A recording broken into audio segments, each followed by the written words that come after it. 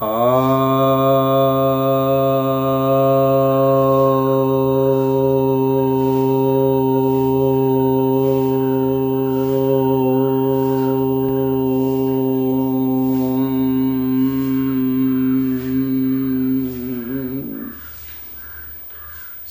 भक्तजनों को सप्रेम नमन।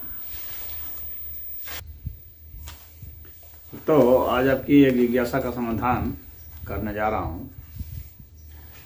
जिज्ञासा यह है कि इतिहास के पात्रों का आज क्या उपयोग है। देखिए, इतिहास की उपयोगिता इसी में हो सकती है कि हम इतिहास से सीख लेते हैं कि वे घटनाएं पुनः अगर शुभ हैं तो दोहराई जा सके और अशुभ हैं तो दोहराने से हम बच सके।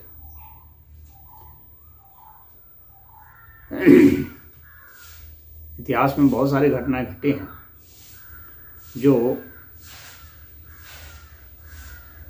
अच्छी स्थिति को बतलाती हैं, शुभ कर्म को बताते हैं। पहले आज हमारे पास जो कुछ भी है उसमें अतीत का ही तो महत्व है।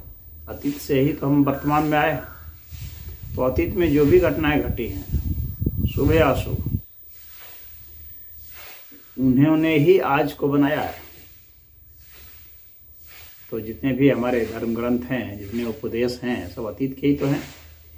जितने भी साधु संत महर्षि ऋषि हुए हैं, अतीत के ही है। जितने भी वैज्ञानिक विचारक हुए हैं, अतीत के ही है।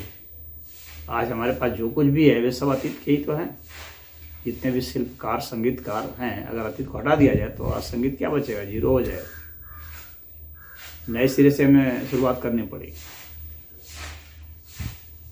उसी तरह से चित्रकला है, उसी तरह शिल्पकला है, उसी तरह से इंजीनियरिंग है या गणित है, जो भी है सब अतीत से ही आया हुआ। अतीत मतलब जो बीत गया, और बीत गया मतलब कि अगर जो एक क्षण भी बीत गया तो अतीत ही हो गया। एक दिन भी बीत गया तो अतीत ही है। ये सब इतिहास में चले गए। तो इतिहास का मतलब होता है कि कहानी जो उतनी थी जो बीत गई, इतिहास। तो जो इति हो गई जिसकी, यानी जो पूर्ण हो गया, वह कहानी जो पूर्ण हो गई, इतिहास। तो जो पीछे की जो कहानियां हैं जो पूर्ण हो गई, तो वो सभी कहानियां हमारे लिए आज उपयोगी हैं। न सिर्फ उपयोगी हैं बल्कि आज स्वयं ही हम जो हैं वह इतिहास की ही देन है। आज जो हम वर्तमान में है वह पीछे से ही तो चल के आया है। पीछे ही नहीं होता तो वहाँ कहाँ होते हम? तो कोई भी नहीं हो सकता था। तो आज जो कुछ भी हम हैं वह इतिहास के कारण ही है।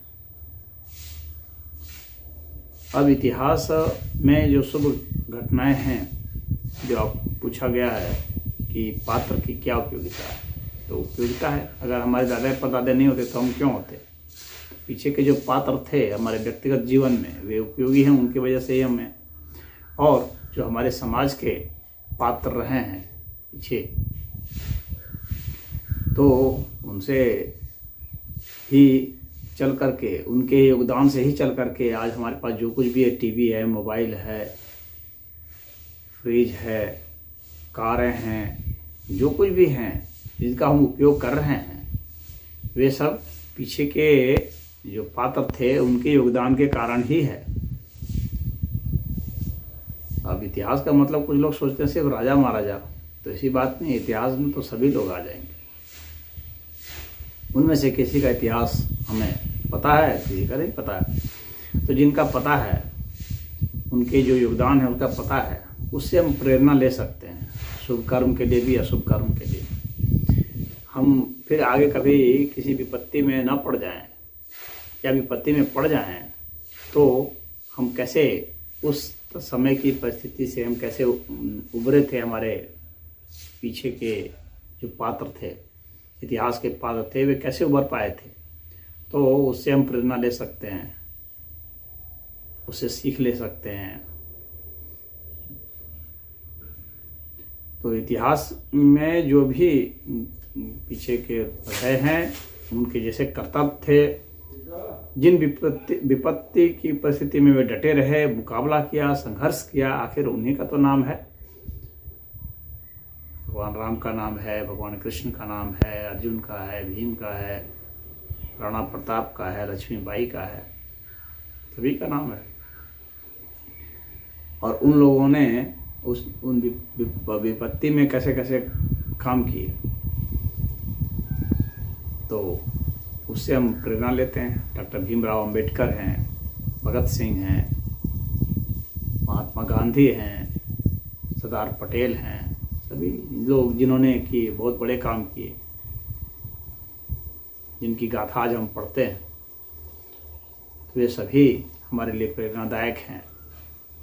और कहीं ना कहीं से उनसे हम कुछ न कुछ अवश्य ही सीख सकते हैं। तो इतिहास बहुत ज़रूरी है। तो इतिहास के पात्र जो हैं वे हमारे लिए प्रेरणादायी हैं। हम उनसे सीखें, हम उनसे आगे बढ़ें, वे गलतियां हम ना दोहराएं जिसके कारण हम विपत्ति में फंसे। यानी वे विपत्ति में फंसे थे हमारे पूर्वज, तो उन गलतियों से भी हमें सीखना है। जैसे पाकिस्तान ने कई बार हमला किया, हमें उससे सीखना है। चीन ने धोखा दिया, हमें उससे सीखना है। तो मुगलों ने आक्रमण किया, अंग्रेज़ों ने आक्रमण किया, अंग्रेज़ों ने कैसे भारत को लूटा, ये सब सीखना है। आए मुस्लिम आक्रांता आए, कैसे उन लोगों ने यहाँ पर तांडव मचाए, मंदिरों को तोड़ा, धर्मांतरण किया, यहाँ की बहू बेटियों को, महिलाओं को ले जा करके लड़कियों को बाजार में बेचा, दमिश्क के बाजार में बेचा, वह भी सीखना है। कश्मीर से कैसे भगाए गए हिंदू सब, वह भी सीखना है। अगर नहीं सीखेंगे तो वो घटनाएं पुनः दोहराई जाती हैं, क्योंकि जो पाठ हमने नहीं सीखा तो उससे फिर सामना करना पड़ेगा आने वाली पीढ़ी को या हमें। तो इतिहास इसलिए पढ़ाया जाता है। लेकिन इतिहास में बहुत सारे अंश छिपा भी दिए गए यहाँ के वोट की राजनीति के कारण। तो वे अंश जो छिपा दिए गए हैं उससे हम अनभिज्ञ हो जाएंगे और हम फिर सजग नहीं हो पाएंगे। तो इतिहास जैसा रहा, भला या बुरा, उसको वैसा ही पढ़ाया जाना चाहिए। अब बहुत लोग हैं विद्वान कहते हैं कि ऐसा पढ़ाए जाने से घृणा पैदा हो जाएगी लोगों में, तो इसलिए वो शुगर कोटेड इतिहास पढ़ाना चाहते हैं, परंतु वह वास्तविक इतिहास नहीं होगा, क्योंकि जिस चीज को छिपाया गया है उसकी पुनरावृत्ति हो जाएगी।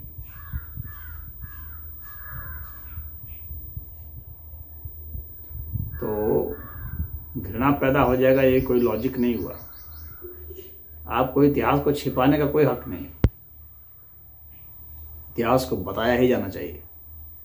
सत्य कितना भी कड़वा हो, उसको सहन करने की क्षमता सबको विकसित करनी होगी। सच्चाई को हमें समाज में रखना ही चाहिए, और जो पढ़ने वाला है, जानने वाला है, उसको सहन करने की ताकत और सीखने की ताकत तभी आएगी। वह एक तरह से वैक्सीन है, और वह हमारा साइकोलॉजिकल वैक्सीन है, हमारे मेमोरी का वैक्सीन है। मेमोरी क्या है? वो इतिहास ही तो है। जो यादें हैं हमारे दिमाग में, वे इतिहास ही हैं। अगर उसको हम छिपा दें, डिलीट कर दें, तो क्या होगा हमारा हाल? शॉर्ट टर्म मेमोरी वाले व्यक्ति बन जाएंगे और बार बार दुर्घटनाओं का शिकार होंगे। तो इसीलिए इतिहास को इतिहास जैसा ही पढ़ाया जाना चाहिए। उसके पात्रों को सामने रख करके पढ़ाया जाना चाहिए। हमें झूठा इतिहास नहीं चाहिए या छिपाया हुआ इतिहास नहीं चाहिए।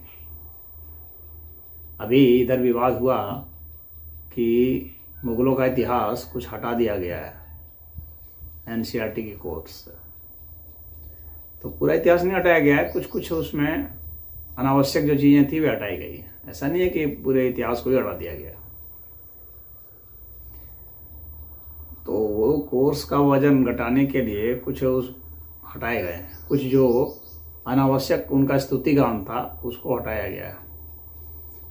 उनके इतिहास को भी उल्टे पुल्टे अर्थों में पढ़ाया जाता है और रिप्रेजेंट किया जाता है। फिल्मों में भी दिखाया नहीं जाता पूरा का पूरा सही सही। हमें यह नहीं बताया जाता है कि अकबर जो है मीना बाजार लगाया करता था, इसमें औरतों को, हिंदू औरतों को चुन लेता था, किसी की भी औरतों को, और जबरदस्ती अपने यहाँ रख लेता था। ये नहीं पढ़ाया जा रहा है। कितना गंदे चरित्र के थे वे सब, यह सब नहीं पढ़ाया जा रहा।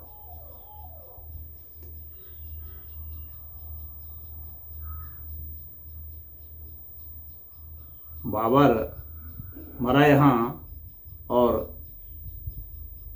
दफनाया गया अपने देश में, तो आक्रांता था। इस बात को भी पढ़ाया जाना चाहिए।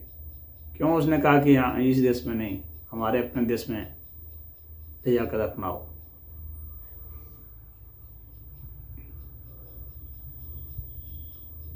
में झूठे इतिहास को बहुत ज़्यादा पढ़ाया गया। ताजमहल बताया जाता है कि शाहजहां ने बनवाया, लेकिन बाबर जब आया था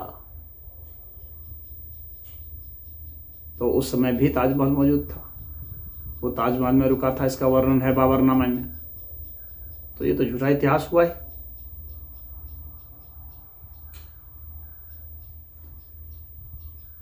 तो यह सब हम लोग को गलत पढ़ाया जा रहा है। इतिहास गलत पढ़ाने के बहुत दुष्परिणाम होते हैं। टेक्स्ट बुक हम लोग के गवर्नमेंट के द्वारा डिजाइन किया गया है और गवर्नमेंट जो है अपने शासन के अनुरूप जो है इतिहास लिखवाती है, और ऐसा हर काल में होता आया है। हर राजा अपने हिसाब से लिखवाता था। कोई राजा अपनी हार की कहानी नहीं लिखता था, ना शिलालेख में लिखवाता था, ना कहीं और कोई अभिलेख था। सभी राजा अपना गुणगान ही करते थे। तो वो क्रॉस चेक से पता चलता है कि किसको किसने हराया था। तो बाद में ये बहुत मैनिपुलेट करके चला जाता है। इतिहास में दूसरे के ग्रंथों में क्या लिखा है, हिंदुओं के ग्रंथों में वो बौद्धों के प्रति, जैनियों के प्रति या अन्य के प्रति क्या लिखा वो देखा जाएगा। बौद्धों में हिंदुओं के प्रति और जैनियों के प्रति और उस समय जो निर्ग्रंथ थे, आजीवक थे, उनमें उनके बारे में क्या लिखा वो देखा जाएगा। जैनियों के ग्रंथ में हिंदुओं के प्रति और उनके प्रति क्या लिखा वो देखा जाएगा। तो राम की कथा अगर आप देखेंगे तो हिंदुओं में भी है, बौद्धों के ग्रंथ में भी है, और जैनियों के ग्रंथ में भी है, लेकिन तीनों में कथाएं अलग मिल जाएंगी आपको।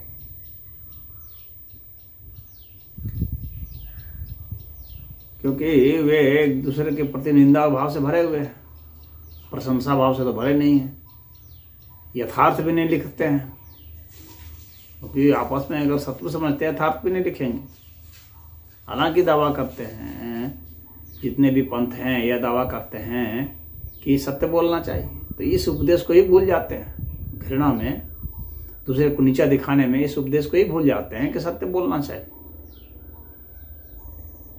लेकिन दूसरे को डिमीन करना यह भी उद्देश्य रहा है।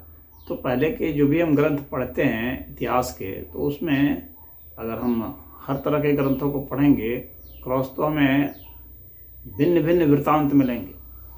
अब यह बुद्धिमानों के लिए है कि वह किस वृत्तांत को सही समझे, कहाँ पर निरंतरता देखे, क्रॉस वेरीफाई करे, तो पता चलेगा कि क्या सही है क्या गलत है।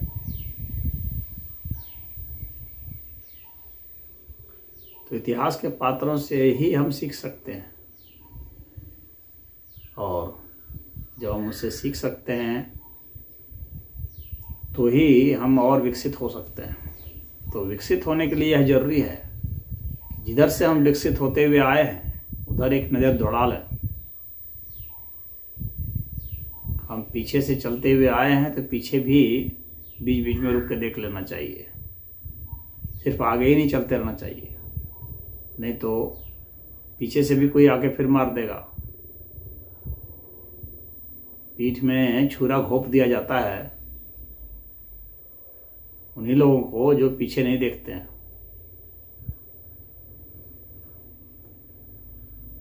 तो इतिहास हमें सिखाता है पहले की अर्थव्यवस्था कैसे थी, अब कैसे विकसित हुई है, पहले शिक्षा व्यवस्था कैसे थी, सामाजिक व्यवस्था कैसे थी, धार्मिक व्यवस्था कैसे थी, राजनीतिक व्यवस्था कैसे थी। हम उससे ही तो विकसित होते हुए आए हैं, तो इसलिए पहले का सीखना बहुत ज़रूरी है। तो इतिहास के पात्र से हम ऐसा कर सकते हैं, उनके योगदान से हम सीख सकते हैं। उन्होंने भी कुछ गलतियां की, उन्होंने भी कुछ अच्छाइयां की, तो उनकी गलतियों से भी हम सीख सकते हैं।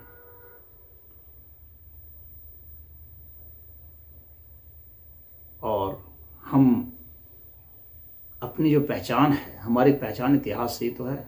हम किस वंश कुल खानदान के हैं, किस जाति देश के हैं, किस संप्रदाय के हैं, किस राज्य के हैं, किस भाषा के हैं। भाषा का विकास को भी जानने के लिए तो आपको पीछे ही जाना पड़ेगा। तो आज जो हमारी गौरवशाली संस्कृति है, उस संस्कृति की जड़ें कहाँ तक गई हैं, कहाँ से विकसित हुई है, उसको हमें जानना पड़ेगा। अगर हम उसे ही भूल जाएंगे तो स्वयं के प्रति गौरवान्वित नहीं हो सकते। और जो समाज स्वयं के प्रति गौरवान्वित नहीं होता है, वह समाज अधूरा है और वह धोखा खाएगा। वह तो वैसा ही है जैसे जो बिना जड़ मूल का जो पेड़ हो जाए, वैसा है।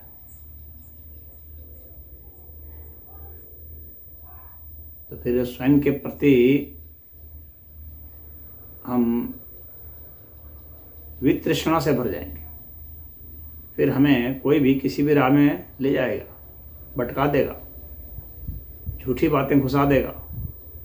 हम समझ ही नहीं पाएंगे कि यथार्थ में हमारा अतीत, हमारे पूर्वजों का अतीत क्या था, जिससे हम प्रेरणा ले सकते हैं, जिससे हम गौरवान्वित हो सकते हैं और दूसरे को उस मैसेज को पास कर सकते हैं, न सिर्फ अपने यहाँ बल्कि अन्य जगहों पर भी। अगर हमारे पास कुछ ऐसी श्रेष्ठ चीज़ें हैं जिससे हम दूसरे समाज में जा कर के भी उसे प्रसारित कर सकते हों, तो इसके लिए भी इतिहास जानना जरूरी है।